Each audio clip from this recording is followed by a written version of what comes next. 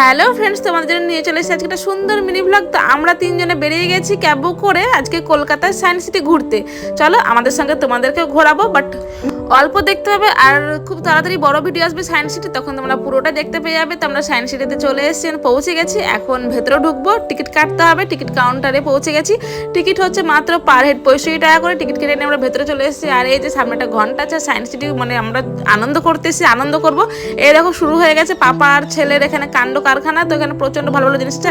ছেলেকে নামিয়ে দিয়ে আমি চেপে গেছি, আমারও তো একটু ইচ্ছে করে না। আর এদের বাবা ছেলের মজাটা দেখো একবার, দুজনাতে এখানে বডি শাডি তৈরি করছে। সবকিছুতে চেপে নিয়ে আমরা চলে এসেছি এখন 3D শো দেখতে। তো এখানে অনেক কিছু দেখার আছে। অদিজের প্রচন্ড ভালো লাগছে 3D শোটা। 3D শো দেখে বাইরে বেরিয়ে চলে এসেছে। আর এখন সন্ধ্যে লেগে গেছে অলরেডি।